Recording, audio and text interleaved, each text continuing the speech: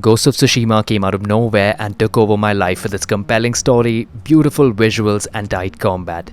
I've been looking forward to a sequel and lo and behold, Ghost of Yōtei is right around the corner. So here's why I'm really looking forward to it, and you should too. Ghost of Yōtei leaves Jin Sakai's story behind and jumps 300 years forward, giving us a clean slate with new protagonist Atsu. Atsu's story is driven by revenge against a gang called the Yōtei 6 that brutally murdered her family. 16 years later, she's now stepped into the mantle of an Onryo, a wrathful ghost hell-bent on revenge against her family's killers. Being an open-world game, you can tackle all 6 clan members in whatever order you like.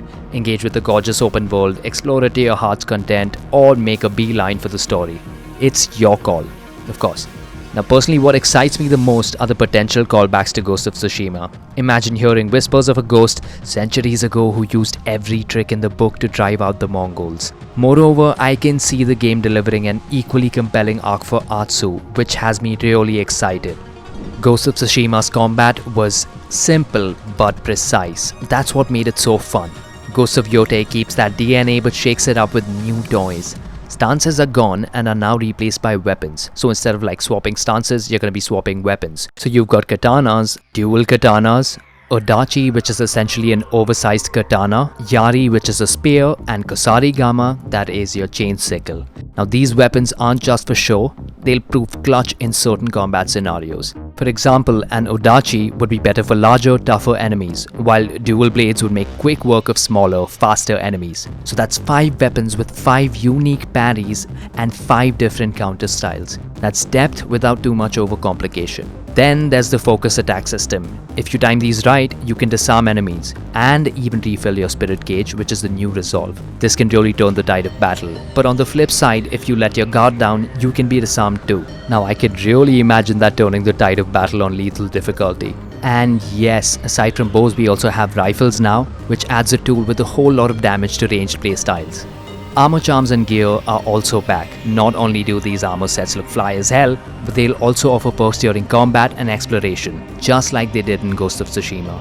And let's not forget about the mysterious wolf who'll jump in to help you during combat. We don't know how you gain his trust, but he's part of the Wolf Pack, a unique group of characters that'll help Atsu during her journey. This Wolf Pack menu will let you know about which vendors or senseis have something new to offer at the moment as a neat quality of life feature.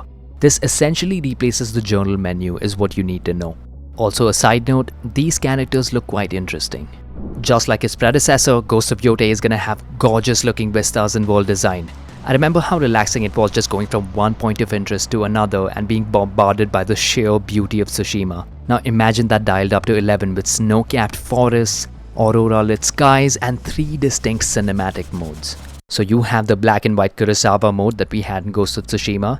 Then you have this goated Takashi Miike mode that makes the combat look grittier with increased blood splatter and a tighter combat camera.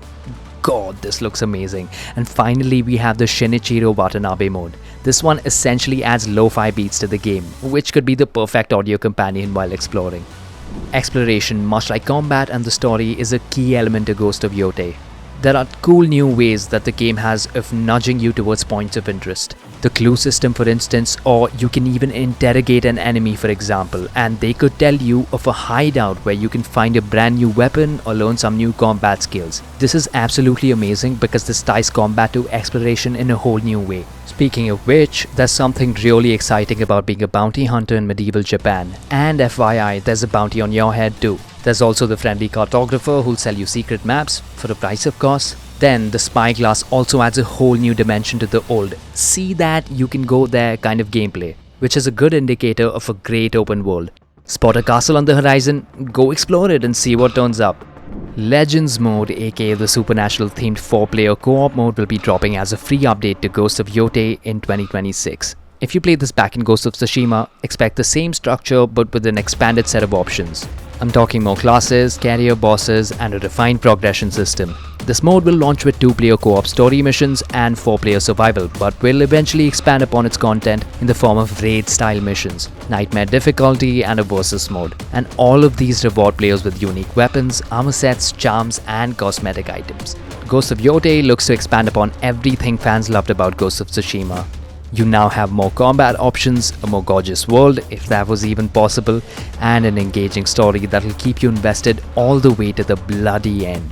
Ghost of Yōtei releases exclusively on PlayStation on the 2nd of October 2025. And if you're as hyped as we are, sound off in the comments, and while you're at it, drop a like on this video, subscribe to the channel, and ring that notification bell. Bye.